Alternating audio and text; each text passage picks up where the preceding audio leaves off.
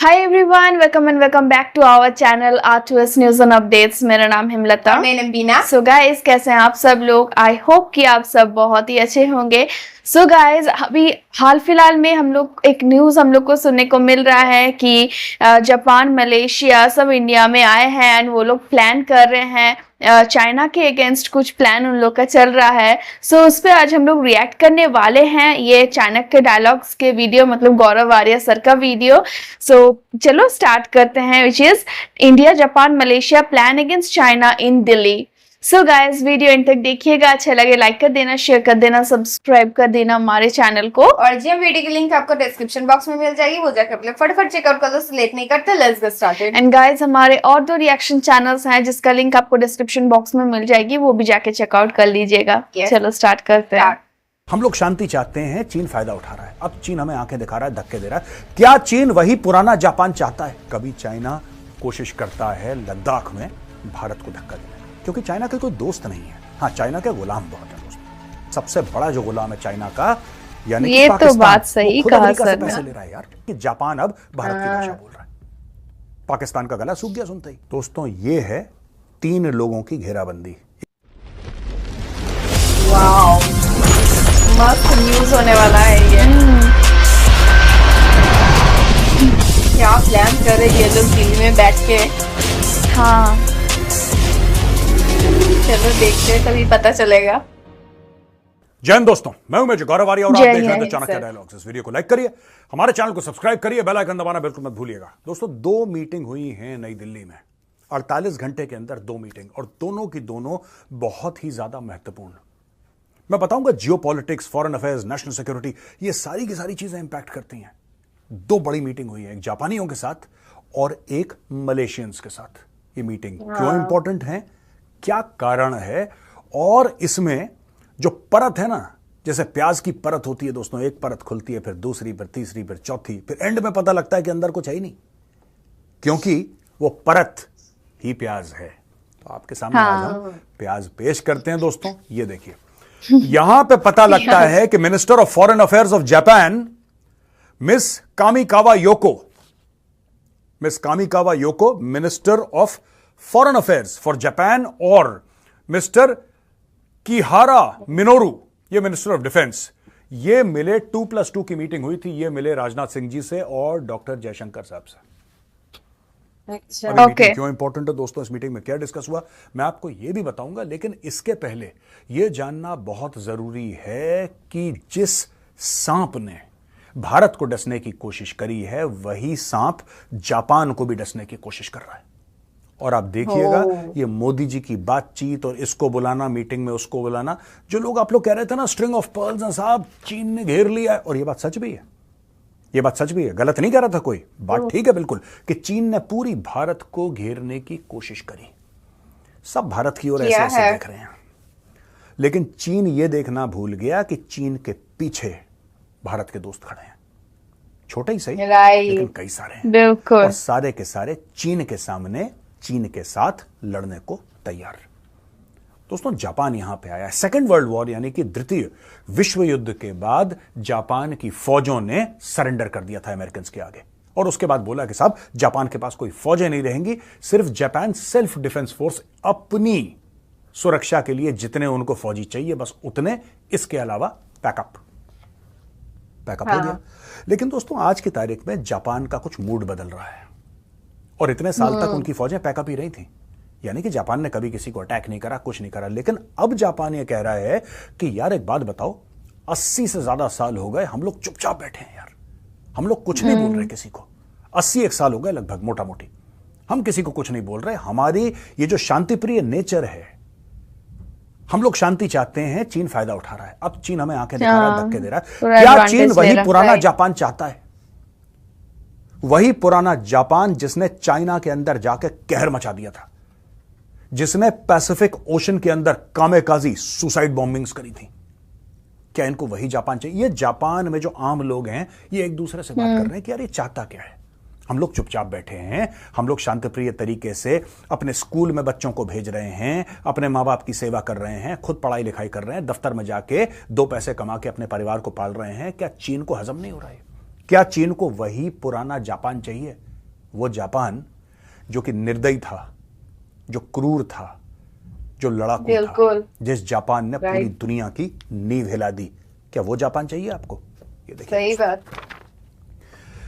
यहां पे 2+2 की मीटिंग होती है। एक्सटर्नल अफेयर्स और डिफेंस मिनिस्टर जो हैं, external affairs minister, defence minister, दोनों देशों के मिलते हैं और यहां पे सिक्योरिटी कोऑपरेशन की बात होती है कि यार हम सिक्योरिटी में कोऑपरेट करेंगे। दोनों का जॉइंट खतरा किससे है? चीन से है। दोनों की जॉइंट लड़ाई किससे है? चीन से है। तो when you talk about joint cooperation between India and Japan, who are you talking about? Against whom? New Zealand के साथ लड़ाई है, मंगोलिया के साथ लड़ाई है, नाइजीरिया के साथ लड़ाई है। भैया लड़ाई किसके साथ है? लड़ाई तो चाइना के साथ है। चाइना चाइना के साथ है। सबका एक problem. Security cooperation, No solution. Maintaining a free open and rules based Indo Pacific. ये जो free open and rules based Indo Pacific, ये भी चाइना के खिलाफ स्टेटमेंट है। रूल्स बेस्ड यानी कि कानून के हिसाब से जो चलेगा इंडो पैसिफिक। इंडो पैसिफिक पूरा एरिया है दोस्तों, ये पूरा इलाका है। इसमें चाइना गदर मचाने की कोशिश कर रहा है। कभी चाइना कोशिश करता है लद्दाख में भारत को धक्का देने का, कभी चाइना कोशिश यह करता है कि छोटे छोटे देशों को ऐसे लोन दे कि उनकी रीढ़ की हड्डी टूट जाए, कभी चाइना कोशिश करता है कि फिलीपींस की नाव को डुबा दे, कभी चाइना यह कोशिश करता है कि अपने जहाज ताइवान के ऊपर उड़ाए, कभी चाइना कोशिश करता है कि ऑस्ट्रेलियन सबमरीन्स को आंखें दिखाए, कभी चाइना कोशिश करता है कि जापान के जो जहाज हैं उनके बिल्कुल करीब अपना जहाज ले आए, उनको डराने की कोशिश करे, उनका जो एयर स्पेस है उसको वायलेट करे। अब लोग परेशान हो गए। अब बोला यार अब बस है। इसके आगे 10 फार एंड नो फर्दर, किसी को ठीक से रहने नहीं देंगे चाइना। ये देखिए साहब, एडवांस डिफेंस अब कोऑपरेशन मुसीबत है। Including joint military exercises such as participation in Tarang Shakti, हमने कल ही कवर करा था। मेजरली राइट में आपने कल रात का मेजरली राइट देखा होगा तरंग शक्ति के ऊपर, उसमें जापान भी शामिल था। जापान ने भी अपने जहाज भेजे थे, धर्मा गार्डियन, जाइमेक्स एंड मालाबार। ये सारी की सारी एक्सरसाइजेस हैं। ये क्यों हो रही हैं? तरंग शक्ति का क्या लेना देना जापान का? जापान बोलेगा साहब तरंग शक्ति का हमारा क्या लेना देना, आप जोधपुर में अपने जहाज उड़ाओ, उसमें हमारा क्या लेना देना? लेना देना यह है दोस्तों, क्योंकि दुनिया ये एस्टिमेट कर रही है, नेशंस ये एस्टिमेट कर रहे हैं कि जब चीन के साथ लड़ाई होगी घेर के मारेंगे इसको। हाँ, घेर के मारेंगे चाइना को, क्योंकि चाइना के कोई दोस्त नहीं है। हाँ, चाइना के गुलाम बहुत हैं। बिल्कुल। एक बात ध्यान रखना, गुलामों की जो लॉयल्टी है ना, आप उन पे काउंट नहीं कर सकते। आप काउंट नहीं कर सकते। और सबसे बड़ा जो गुलाम है चाइना का, यानी कि पाकिस्तान, वो खुद अमेरिका से पैसे ले रहा है यार, वो खुद अमेरिका से पैसे ले रहा है। तो how can you trust, how can China trust? ये शहद से मीठी, हिमालय से ऊंची, सागर से गहरी, समंदर whatever, this is not feasible. ये झूठी बातें हैं। पाकिस्तानियों को जिसने पैसे 2 बोटियां फेंकी, वो 2 मिला के भौंकेंगे। वो बोलेंगे आप आज आप मालिक हो, ठीक है जी। वो बोलेंगे आज वेडनेसडे है, वेडनेसडे को अमेरिका मालिक है, थर्सडे को चाइना है, फ्राइडे सऊदी अरब। सऊदी अरब जो रोटी फेंके, जो बोटी फेंके, वो पाकिस्तान का मालिक। लेकिन यहां पे हैं कॉमन इंटरेस्ट्स हैं, कॉमन थ्रेट है, सब लोग मिल गए एक बार। तो कोई कह रहा है इस एक्सरसाइज में, कोई तरंग शक्ति में, कोई मालाबार में अपने जहाज भेज रहा है, और सब लोग मिलके सिर्फ एक प्लान है दोस्तों। ये कह नहीं रहे हैं, ये मुंह पे कोई नहीं बोल रहा, ये कोई साफ साफ बात नहीं कर रहा, लेकिन प्लान वही है कि जिस दिन लड़ाई होगी घेर के चीन को मारेंगे। ये देखो साहब। इसके अलावा transfer of advance radar technology from Japan to India, cooperation in area of unmanned ground vehicle, UGV robotics. आपको पता है जापान की टेक्नोलॉजी दुनिया उसका लोहा मानती है। रोबोस जापान में बड़े कारगर हैं, बड़ी अच्छी तरीके से उनका इस्तेमाल करती हैं उनकी डिफेंस फोर्सेस, या फिर इवन उनकी ऑटोमोबाइल इंडस्ट्री, या फिर कोई भी वहां पे फैक्ट्री हो, कोई भी इंडस्ट्री, वहां पे रोबोस का इस्तेमाल होता है। और जापान ने अरबों डॉलर लगाए हैं उनके रिसर्च और डेवलपमेंट के लिए दोस्तों। और अरबों डॉलर लगाने के बाद यह पता लगाया जापान को कि हम इनको और भी तरीके से इस्तेमाल कर सकते हैं, और वो टेक्नोलॉजी भारत के साथ शेयर कर रहा है। एडवांस रडार, जापान के radar among the finest in the world. वो कह रहा है हम आपको टेक्नोलॉजी देने को तैयार हैं यार, हम बैठे हैं, क्या करना है। दोस्तों इसके अलावा यहां पे बातचीत चल रही है, मिनिस्टर्स कंडेम्ड। अच्छा, यहां पे फिर पाकिस्तान का एंगल आ रहा है, और जापान ने खुल के जॉइंट डिक्लेरेशन से मैंने पॉइंट उठाए हैं। जॉइंट डिक्लेरेशन जो, क्योंकि हर समय जब ऐसी मीटिंग होती है, इंपॉर्टेंट मीटिंग, तो दोनों देश या तीनों देश, जितने भी देश होते हैं, वो सारे के सारे जॉइंट डिक्लेरेशन देते हैं, दोनों साइन करते हैं कि हम ये कहते हैं। यहां पे साफ नाम लिया है लश्कर तैयबा और जैश मोहम्मद का। लश्कर तैयबा और जैश मोहम्मद का जापान ने नाम लिया है, और जापान ने यह बोला है कि साहब ये जो हैं ये बंद होना चाहिए, इनके खिलाफ एक्शन होना चाहिए, चाहे अलकायदा हो, चाहे इस्लामिक स्टेट हो, चाहे दाइश हो, चाहे लश्कर तैयबा, जैश मोहम्मद, कोई भी ग्रुप हो, यूएन लिस्टेड टेरर ग्रुप सबके ऊपर बराबर का बराबर एक्शन होना चाहिए, यह जापान ने बोला है। चाहिए, बिल्कुल और उस चाहिए। जॉइंट स्टेटमेंट ने बोला, यानी कि जापान अब भारत की भाषा बोल रहा है। पाकिस्तान का गला सूख गया सुनते ही कि यार ये जापान, क्योंकि ये फिर जाते हैं जापान से भीख मांगने के लिए।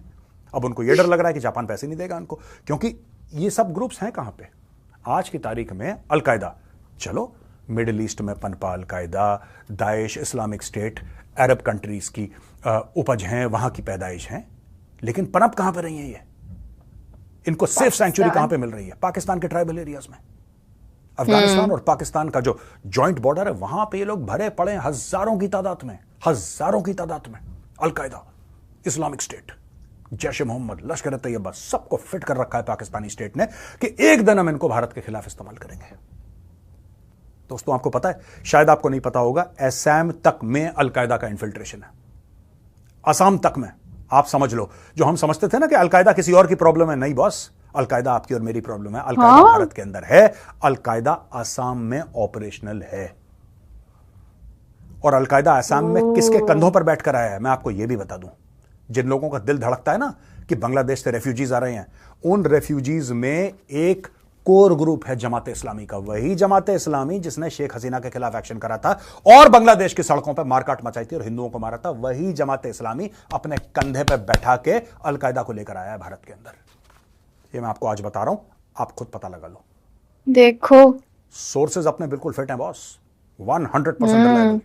Al Qaeda is inside India, it is in Assam right now. आज की तारीख में मैं बात कर रहा हूं, टुडे। इसके अलावा इन्होंने काफी और बातें करी हैं। बोला है कि 26/11 और पठानकोट के जितने भी लोग हैं जो उसमें मुलव्विज हैं, ग्रुप्स हैं, इंडिविजुअल्स हैं, they should be brought to justice. ये सीधी सीधी पाकिस्तान के मुंह पर एक थप्पड़ है, इसलिए पाकिस्तान का गला सूखा हुआ है। वहां पे दोस्तों मलेशिया का जो प्राइम मिनिस्टर है अनवर इब्राहिम, वो एक जॉइंट कॉन्फ्रेंस करता है प्रधानमंत्री नरेंद्र मोदी के साथ।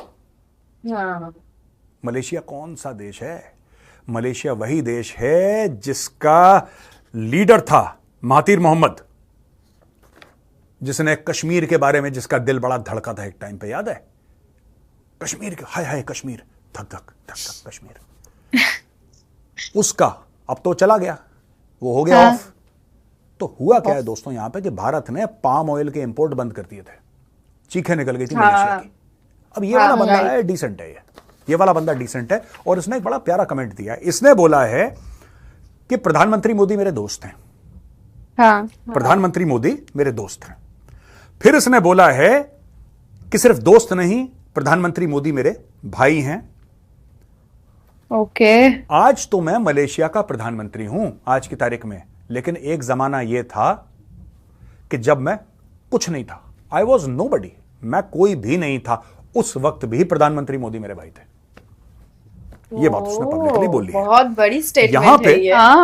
उन्होंने बोला है कि अच्छा, एमओयू साइन हुए दोनों सरकार के बीच में, recruitment, employment, repatriation of workers और cooperation in the field of Ayurveda, digital tech, youth affairs and sports. और डिजिटल टेक क्या है कि यूपीआई चलेगा मलेशिया में, आप देख लेना। साल भर के अंदर मोदी जी ने बात है बोलना कि यूपीआई चलाओ, यहां से जाओ, भीम ऐप पे पेमेंट करो, या जो भी आप पेटीएम, गूगल पे, जो भी आप यूज करते हो, whatever, and you can pay in Malaysia. ये भी होने वाला है। When he talks about digital tech, मैं आपको बता रहा हूं, prime minister Modi is 99% talking about fintech. उनका फोकस ही वो है कि पूरी दुनिया यूपीआई यूज करे, पूरी दुनिया इंटरकनेक्टेड हो जाए। ठीक है, फिर आपको कोई ये डॉलर शॉलर का चक्कर ही नहीं है, तो इसलिए बड़ी तेजी से मामला। अच्छा, नहीं है। यहां पे बोला है कि digital council, India and Malaysia have decided to establish a digital council and a startup council. और इनका जो ट्रेड है वो तकरीबन $20 अरब पहुंच चुका है, भारत और मलेशिया का। ठीक है जी। वाओ। यहां पे कई चीजों के ऊपर डिस्कशन हुआ। यहां पे दोस्तों प्रधानमंत्री मोदी के साथ जो बात हुई है अनवर इब्राहिम की, जो कि प्रधानमंत्री मलेशिया के, काफी मामलों में उनकी बात हुई, डिफेंस कोऑपरेशन, टेररिज्म। और उन्होंने बोला यार देखो, आपकी अगर कोई चिंता है मलेशिया को लेकर, आप हमें प्रूफ भेजो, और जो एक्सट्रेडिशन है यानी कि मलेशिया से वापस भारत को भेजना, कोई भी आदमी हो जो भारत का मुजरिम हो, मलेशिया में छुपा हो, हम उसके बारे में भी सोचेंगे। आप भेजो हमारे पास प्रूफ, वी वांट टू, ये पुरानी जो चीजें हैं वो खत्म करो, जो पहले जो हुआ। उनका ये कहने का मतलब था कि पुरानी सरकार ने जो जहर उगला था, ये कश्मीर फश्मीर लेके जो भी था ड्रामा, ये सब करो बंद, ये पुरानी चीजें हैं, इस पर मट्टी पाओ, नए सिरे से बात करते हैं, भारत के साथ पार्टनर करना चाहते हैं। इसलिए सबके सामने ये बोला कि प्रधानमंत्री मोदी सिर्फ दोस्त नहीं है, मेरा भाई है, और जब मैं कुछ नहीं था, आज तो मैं प्रधानमंत्री हूं मलेशिया का, जब मैं कुछ भी नहीं था तब ये मेरे भाई थे, राइट। अब दोस्तों अच्छा ही होगा, कुछ ऐसा होगा एक तो डॉक्टर जाकिर नाइक, मैं आपको सलाम पेश करता हूं। I hope you are fine in Malaysia. ठीक है जी, मैं ये Peace TV। इसके बारे में ही सोच रही थी। किसी भी दिन तुम्हारा पत्ता कटेगा बेटा, किसी भी दिन तुम्हारा पत्ता कटेगा। अब prime minister Anwar Ibrahim of Malaysia Bharat आए हैं और प्रधानमंत्री मोदी से कुछ प्रोमिसेस करी हैं। भारत ने ज्यादा कुछ बोला नहीं जाकिर नाइक के बारे में। जाकिर नाइक एक टेररिस्ट है, वो एक आतंकवादी है दोस्तों। बिल्कुल। उसने लोगों को लेक्चर दे दे के उनका दिमाग खराब कर दिया और लोग फटने लगे दाएं बाएं। ये जाकिर नाइक की देन है, and he must face justice in Indian courts, right. लेकिन भारत ने ज्यादा तवज्जो नहीं दी, क्योंकि कुछ चीजें हैं दूसरी पार्टी को पता है, सबके सामने बोल, कई चीजें ऐसी होती हैं बोल नहीं जाती। वो कन्वे हो गया होगा, वो कन्वे हो गया होगा उनको कि boss this is what they are looking at, आप फिक्र मत करो। अब दोस्तों आपने देखा 2 विजिट्स हुई, एक जापान की और एक मलेशिया की, और दोनों विजिट्स में ये जो पूरी चीजें हैं, आपको पता है मलेशिया को भारत कहां ले गया, मोदी जी कहां ले गए। हाँ, इनकी बातचीत में एक और बात हुई है, चुपचाप, बिना बोले कि वो दुश्मन है, बिना बोले कि वो देश गलत है, बिना बोले कि वो क्रुक्स हैं ना, लेकिन मलेशिया को भी पता लग गया कि बात चीन की हो रही है। दोस्तों ये है 3 लोगों की घेराबंदी, यानी कि इन 3 लोगों के दिमाग से घेराबंदी। प्रधानमंत्री Modi, NSA Ajit Doval, doctor S Jaishankar. इसलिए ये दोनों हाई फ्लाइंग विजिट्स भारत में हुई 24-48 घंटे के अंदर, with in 48 hours, 24 to 48 hours दोनों चीजें खत्म हो गई, 2+2 खत्म हो गया, और अनवर इब्राहिम साहब की विजिट भी खत्म हो गई। अब दोस्तों ये जो बात हुई ना पूरी मोदी जी की, अनवर इब्राहिम ये कह रहे हैं कि मोदी जी मेरे भाई हैं, मेरे दोस्त हैं, ये सब, ये तो पूरब का मामला था, जापान और मलेशिया, ये ईस्ट का मामला था। इसको मोदी जी ने निपटाया। मोदी जी बैठे अपने जहाज में और सीधा पोलैंड में समय बिताएंगे, आधे दिन के लिए उतरेंगे कीव में। कीव का चैप्टर हम कल कवर कर चुके हैं कि मोदी जी कीव जाने वाले हैं, कीव जाएंगे, यूक्रेन की राजधानी है, और उसके बाद वापस इंडिया। दोस्तों आने वाले दिन बड़े इंटरेस्टिंग होने वाले हैं। चलिए अब लेते हैं कुछ सवाल और जवाब। भानु तेज पूछते हैं कि जो डिफेंस की फील्ड है इसमें बहुत समय लग जाता है अंडरस्टैंड करने के लिए, और किसी को इस चीज को आर्मी में सर्व करना पड़ता है इसको समझने के लिए, और हमारी मिलिट्री जो है वो ब्यूरोक्रेसी की वजह से बहुत सफर कर रही है, क्योंकि sitting on top of our army which has people who have never served in the regular army. Do you think it's time for us to recruit short service commission officers into MOD such that it will become more efficient? और फिर ये कहते हैं कि जो Chanakya diaries हैं उसको affordable रखिए कि डिफेंस एस्पिरेंट्स उसको खरीद लें। अच्छा, मैं दोनों सवालों के जवाब दूंगा। पहली चीज ये है कि यस, मुझे ऐसा लगता है कि आपको सब्जेक्ट मैटर स्पेशलिस्ट लाने चाहिए। ये सिर्फ बात फौज की नहीं है, बात सिर्फ ब्यूरोक्रेसी की नहीं है, right. Some of the bureaucrats are very good यार, दे आर फिनोमिनल, राइट। हमारा देश इतनी तरक्की कर रहा है, लोग कह रहे हैं कि 3rd लार्जेस्ट इकोनॉमी बनने वाला है। अगर हमारे सारे ब्यूरोक्रेट्स खराब होते तो हम कभी वहां तक नहीं पहुंच पाते। तो सही बात, some of them are exceptional, some of them are bad. मिलीजुली सरकार है, हर जगह होती है यार, हर जगह होती है। लेकिन यस, डिफेंस मिनिस्ट्री में शॉर्ट सर्विस कमीशन ऑफिसर्स आप लोगे वो अलग चीज है। Even at the short service commission officer अगर जाएगा तो he will go at a middle management level, right. He will go at a middle management level, वहां पे वो ज्यादा बेचारा कुछ कर नहीं पाएगा। 10 साल की नौकरी के बाद चला जाएगा, अगर एक्सटेंशन ले लिया 14 साल की नौकरी के बाद चला जाएगा, है ना। नहीं, what you need is lateral move at the top, lieutenant generals, lieutenant general level पे you should have at the very top of the defense ministry reporting directly to the defense minister. आपको इस structure को आपको modify करना पड़ेगा। You have to make it an armed forces friendly structure. आप कह रहे हैं, समझ रहे हैं मेरी बात, आर्म्ड फोर्सेस फ्रेंडली स्ट्रक्चर। एक तो ये बात है, मैं आपकी बात से सहमत हूं, लेकिन ये कहना कि ब्यूरोक्रेट्स ने सब कुछ करा, ऐसा नहीं है। ऐसा बिल्कुल भी नहीं है। मिक्स एंड मैच आपको अच्छे लोग बुरे लोग हर डिपार्टमेंट में मिलते हैं, हर जगह पे मिलेगा, बिल्कुल। हाँ, दूसरी चीज आप ये कह रहे हैं कि चाणक्य डायरीज जो है मैगजीन आपकी, आप उसको अफोर्डेबल रखिएगा। दोस्तों हम तो बेच ही नहीं रहे उसको। अभी का जो चाणक्य डायरीज का है मामला, we are not selling it, we are just giving it to various people in the system. हम इससे कमाई अभी 1 रुपए की भी नहीं है, तो हम सेल कर ही नहीं रहे। अब कितने की बिकेगी, सेकेंड एडिशन किस तरीके से बिकेगा, क्या होगा, वो सब हम बाद में देखेंगे, राइट? वो that will discuss later, let us see how it goes. Doctor Harshal Mehta, हाँ जी Harshal, I must congratulate you, the gap is a niche and top. Thank you very much Harshal, thank you very much. इनका सवाल है कि current interim government है बांग्लादेश में, इसमें instability है to create certainly some echoing impact on our northeastern borders, isn't it? According to you, sir, will the Seven Sisters state witness growing radicalization and fresh infiltration of Jamaat based? यही चीज जो मैं कह रहा था, doctor Harshal Mehta, जो आपका सवाल है, यही चीज मैंने कवर करा था। ये 100% ये अभी से नहीं हो रहा है, ये काफी टाइम से हो रहा है। ये बंगाल में भी घुस गए, असम में भी घुस गए, घुस तो है बहुत जगह गए, हर जगह। लेकिन आपने जमात की बात करी ना, ऑफ कोर्स बांग्लादेश जमात इस्लामी कहां, भारत में तो पैदा हुआ Jamaat Islami. Jamaat Islami was born in India. Jamaat Islami is very active in India. It is very active in Pakistan. It is very active in Bangladesh. It is active in other countries also. पर मैं एक triangle बता रहा हूं आपको, ऐसे triangle बनता है ना, पाकिस्तान, बांग्लादेश, इंडिया का एक ट्रायंगल बनता है। जमात इस्लामी तीनों जगह है। पैदाइश जमात इस्लामी की भारत की है। और क्या जमात इस्लामी ये बांग्लादेश की सरकार में इंटरफेयर कर रही है? आज, टुडे इज वेडनेसडे, ठीक है जी, आज आप जरूर द चाणक्य डायलॉग्स इंग्लिश देखना। Ambassador Veena Sikri, former high commissioner to Bangladesh, उनका पॉडकास्ट है गैप में, द गौरव आर्या पॉडकास्ट, जिसका डॉक्टर हर्षल मेहता आप कह रहे थे कांग्रेचुलेशन दे रहे थे, वो वही चीज आप देखना।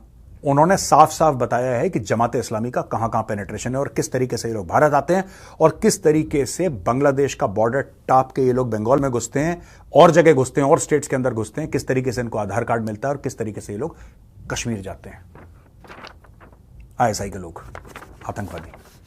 तो ये बहुत कॉम्प्लिकेटेड मामला है। आप अगर वो देख लेंगे पॉडकास्ट, और वो इंग्लिश में आएगा, द चाणक्य डायलॉग्स इंग्लिश में आज शाम को आएगा, आप उसको देखेगा, आपको सब क्लियर हो जाएगा what she is saying. It is phenomenal. Tipu master, can you talk about US defence cooperation act? Seems like an excellent deal for us if passed with a report on Pak terror funding and potentially cutting their funds if found, CAATSA waiver and tech transfer. देखिए ये सब चीजें सुनने में बड़ी अच्छी लगती हैं टीपू मास्टर जी।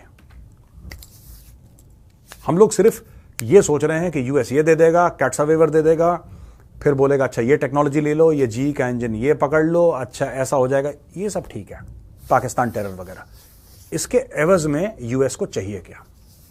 और अगर ये इतनी आसान चीज होती और हम इतनी आसानी से वो चीज दे देते जो यूएस को चाहिए, तो फिर बात ही क्या थी? फिर तो आप और हम डिस्कस कर ही नहीं रहे होते। यूएस को क्या चाहिए? ओ भाई, यूएस को सबसे पहले चाहिए कि ये जो इंडिया का जो आइडिया है, ठीक है, अपना सॉवरेनिटी का आइडिया, सबसे पहले इस पे कॉम्प्रोमाइज करो आप। स्ट्रेटेजिक सॉवरेनिटी की बात करता है ना इंडिया, स्ट्रेटेजिक सॉवरेनिटी, वो कह रहा है इसको कॉम्प्रोमाइज करो यार।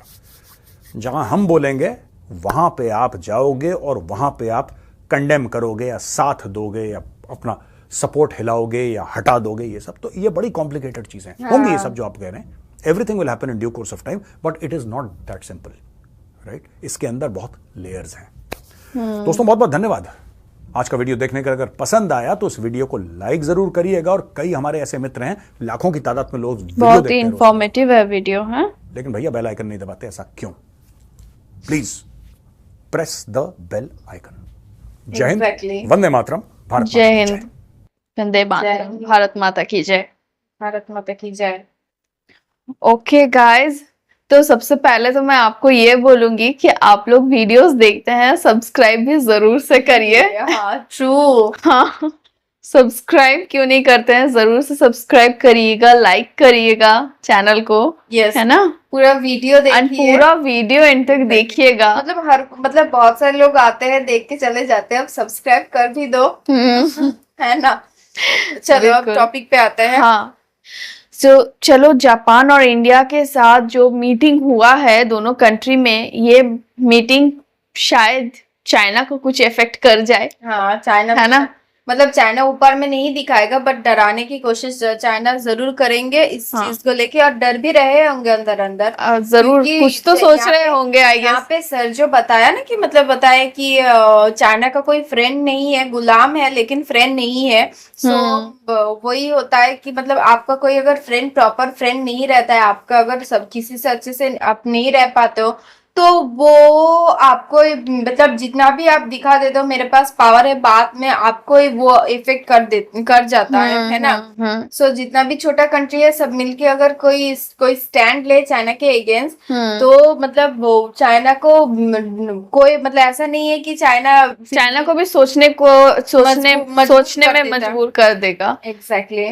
हाँ, तो वही बात है। एंड मलेशिया के साथ भी जो मीटिंग्स हुआ है, चलो वो भी अगर जो हमारे जो एग्जैक्टली जब गौरव गौरिया सर ने बताया ना कि मतलब किसी को अगर इधर उधर भेजना होता है, मतलब कोई अगर वहाँ पे प्रॉब्लम करे, यहाँ के कोई इंडिया का कोई उधर जाके प्रॉब्लम करे और इंडिया को प्रॉपर मतलब डॉक्यूमेंट्स भेजना पड़ेगा तो मलेशिया भेज देंगे।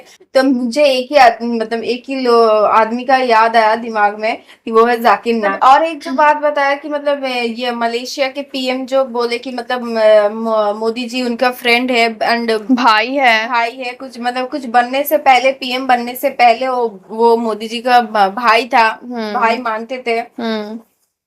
तो ये बहुत बड़ी हाँ, मतलब ये छोटी छोटी बातें मे भी सुनने में बहुत छोटी लगती है, लेकिन ये बहुत बड़ी मैसेज देते हैं कि मतलब कि मतलब लोगों को दिखाना भी होता है कि हमारा रिलेशनशिप हाँ, एक भाई का जगह देना है ना, एज अ ब्रदर। मतलब एक कंट्री का पीएम आके अगर बोल रहे हैं दूसरे कंट्री के पीएम को, मतलब ये दिखाता है उनका कंट्री का रिलेशनशिप कैसा है। हाँ, तो दिखाता है कि इंडिया और मलेशिया भाई भाई हो चुका है। पीएम को भाई बोल रहे हैं, मतलब इंडिया मलेशिया भाई भाई हो चुके हैं। हाँ, है ना। सो मतलब इससे पता चलता है कि मतलब वो लोग चाइना के अगेंस्ट है। नहीं तो क्यों आएंगे वो दिल्ली में और आके ऐसे स्टेटमेंट देंगे। सो देखते हैं फ्यूचर में क्या होता है। बट बहुत इंफॉर्मेटिव वीडियो सब, मतलब ऐसे मतलब क्या हो रहा है देश में पता होना जरूरी है कि मतलब बहुत सारे, मतलब हम लोग तो न्यूज देख रहे थे कि बहुत सारे ये आ रहे हैं मलेशिया के, जापान के, लेकिन क्या हो रहा है, बात क्या चल रहा है अंदर अंदर, वो भी जानना जरूरी है किस चीज को लेके हुआ है। बिल्कुल। सो चलो आगे देखते हैं क्या होता है, क्या किस तरफ जाती है सिचुएशन। हाँ, तो यही था हमारा रिएक्शन गाइस। आपको कैसा लगा आप हमें कमेंट में जरूर बताइएगा। अगर यहाँ तक वीडियो देखे हैं, thank you so much for watching our video. अच्छा लगा लाइक कर दीजिए, शेयर कर दीजिए, सब्सक्राइब कर दीजिए हमारे चैनल को। ओरिजिनल वीडियो की लिंक आपको डिस्क्रिप्शन बॉक्स में मिल जाएगी, जरूर से आके चेकआउट कर लीजिएगा। मिलते हैं नेक्स्ट वीडियो में।